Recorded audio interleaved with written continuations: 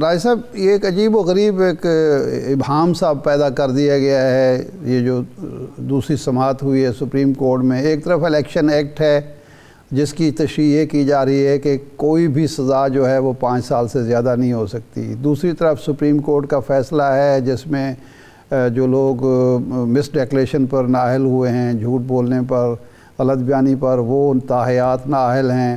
اور تیسری طرف الیکشن ایکٹ ہے جو اس میں ابھی یہ 10 سال والا جو آ گیا ہے، فیصلہ نیا آ گیا ہے. اب یہ ان میں تطبیق کیسے پیدا کی جائے گی کہ نااہلی، تاحیات نااہلی، 10 سال نااہلی، 5 سال نااہلی. کرپشن میں 10 سال ہوگی اور وہ وہاں سپریم کورٹ میں کہا جا رہا ہے کہ خواہ غداری ہو، خواہ مس ڈیکلیریشن ہو، خواہ کچھ بھی ہو تو 5 سال ہی ہوگی.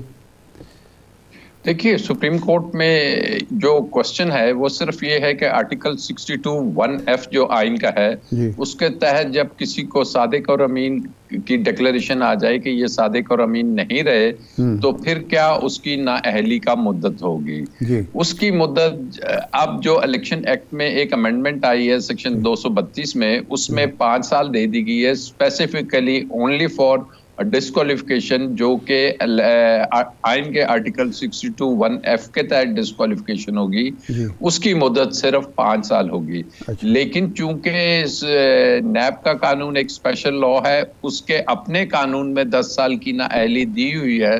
تو نیب کے میں جو آدمی کنوکٹ ہوگا اس کی 10 سال ہوگی. لیکن 62(1)(f) کی ڈکلیریشن جس کے خلاف آ جائے گی اس کی جو ابھی چل رہا ہے ایشو کہ جی وہ 5 سال ہونی چاہیے کیونکہ قانون میں ترامیم آ گئی ہیں. اور جو پہلے فیصلہ آیا تھا 5 ممبر کا، وہ اس وقت آیا تھا کہ جب الیکشن ایکٹ میں کوئی مدت نہیں دی تھی کہ 62(1)(f) کی ڈسکوالیفیکیشن کی کیا مدت ہوگی. تو اس وقت عدالت نے کہا کہ جی چونکہ آئین میں اس کی مدت نہیں فراہم. یہ ذہن میں رکھیے کہ آئین کے آرٹیکل 62-63 میں بہت سی چیزوں کی مدت ہے کہ اگر مورل ٹرپیچوڈ میں کوئی جاتا ہے تو 2 سال ہے، اور اگر اور آفینسز ہیں تو 5 سال ہے، لیکن اس کی نہیں تھی.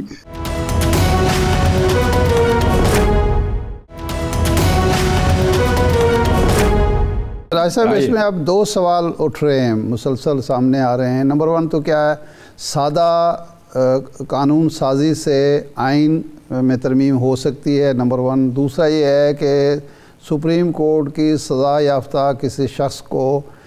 سادہ قانون سازی سے جو ہے اس کی سزا ختم کی جا سکتی ہے؟ ان 2 سوالات کا بھی ذرا آپ جواب دے دیجئے ہمارے ناظرین کو. دیکھیے، اس میں اگر ہم سپریم کورٹ کا ایک پریکٹس اینڈ پروسیجر کا جو ابھی آیا تھا آرٹیکل 91 آف دی کانسٹیٹیوشن میں، اس کے تحت جو ایک امینڈمنٹ آئی تھی ایک عام لیجسلیشن، سب آرڈینیٹ لیجسلیشن کے ذریعے، تو یہی کوسچن اٹھا تھا کہ کیا سب آرڈینیٹ جو لیجسلیشن ہے وہ سپریم کورٹ کا جو اس کا کانسٹیٹیوشن آف پاکستان کا جو آرٹیکل 91 ہے اس میں ترامیم اس کے ذریعے ہو سکتی ہے. تو Supreme Court came to the conclusion کہ اس کو ریگولیٹ ایک سب آرڈینیٹ لیجسلیشن کے ذریعے کیا جا سکتا ہے. تو اب بھی ملتا جلتا سوال ہے کہ جی آئین میں چونکہ مدت متعین نہیں ہے، آئین میں اس کی کوئی مدت متعین نہیں ہے، اور اس کی مدت متعین کی تھی سپریم کورٹ کے 5 ممبر بینچ نے کہ یہ تا حیات ہی ہوگی. لیکن اب چونکہ قانون آ چکا ہے کہ وہ کہتا ہے 5 سال ہے، تو اب سپریم کورٹ میں آج بھی سوال ہوا کہ جی اگر ایک انٹرپریٹیشن سپریم کورٹ دیتی ہے کہ تاحیات ہے، دوسری انٹرپریٹیشن اب پارلیمنٹ نے دے دی ہے کہ نہیں ہم قانون بنا رہے ہیں کہ یہ 5 سال ہے. تو اب آیا یہ جو مدت ہے یہ 5 سال ہوگی یا وہ 5 ممبر بینچ کا جو فیصلہ ہے وہ؟ تو لگ رہا ہے کہ یہ 7 ممبر جو لارجر بینچ ہے یہ اس ججمنٹ کو جون سا ہے اس کو اوور رول کرتے ہوئے یہ کہے گا کہ جی اب چونکہ بظاہر یہ لگ رہا ہے کہ جو یہ مدت ہے یہ 5 سال دے دی گئی ہے قانون میں، تو اس کو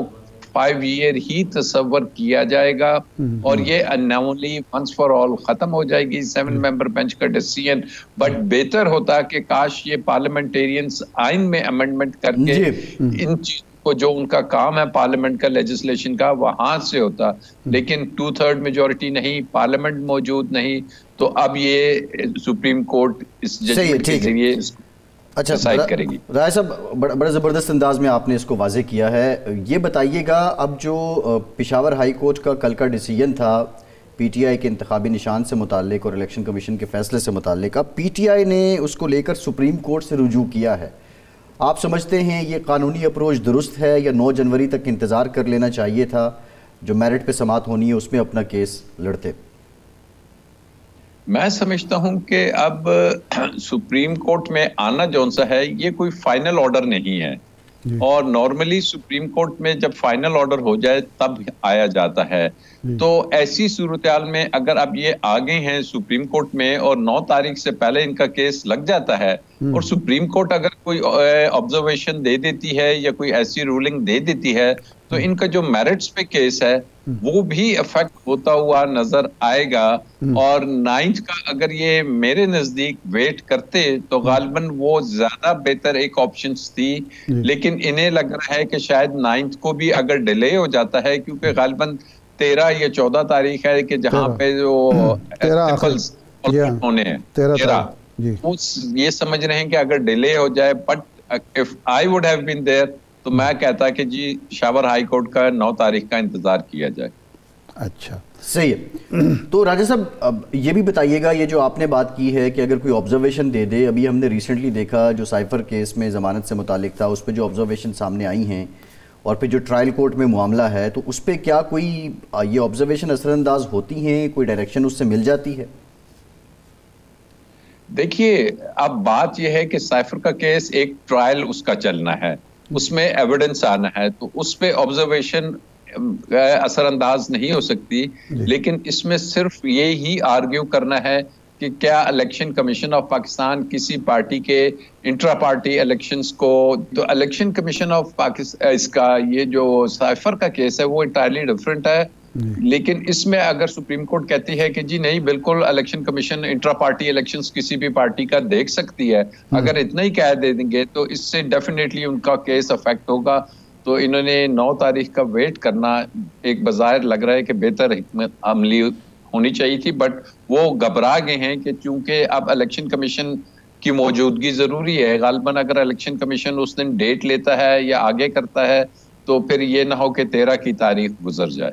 صحیح۔ اچھا ایک سوال یہ، جب الیکشن کمیشن گیا ہے پشاور ہائی کورٹ میں تو ایک سوال پیدا ہوا قانونی سطح پر کہ کیا الیکشن کمیشن کو اپیل میں جانا چاہیے تھا، کیونکہ وہ مدعی تو نہیں تھا، وہ تو ایک اس کا جوڈیشل فیصلہ تھا، ریگولیٹری ایک ادارہ ہے، تو وہ اپیل میں چلا گیا تو مینٹین تو کر دی ان کی درخواست۔ تو یہ کوئی کویسچن بنتا ہے کہ بجائے مدعی کے جن کے خلاف فیصلہ ہوا ہے وہ الیکشن کمیشن خود چلا جائے؟ میرے نزدیک یہ ایک بہت مضبوط پوائنٹ ہے کہ الیکشن کمیشن تو ایک آربیٹر تھا، ایک فیصلہ کرنے والا تھا، جیسے کہ اگر ہائی کورٹ میں کوئی فیصلہ ہوتا ہے تو لوگ سپریم کورٹ میں چیلنج کر دیتے ہیں، تو ہائی کورٹ تو خود کہیں نہیں جاتا کہ جی یہ فیصلہ اس کو درست تصور کیا جائے، یہ درست ہے۔ اس میں تو بابر ایس احمد صاحب کو آنا چاہیے تھا اگر وہ اس فیصلے سے افیکٹو تھے، because either of the parties آتی ہیں، لیکن غالباً الیکشن کمیشن یہ پلی کے لے کے گیا ہے کہ اس فیصلے کی وجہ سے جو الیکشن کا پروسیس ہے وہ کہیں ڈیلے نہ ہو جائے، تو اس گراؤنڈ پہ وہ گیا ہے۔ اب ادروائز کوئی ان کا لوکس اسٹینڈ آئی نہیں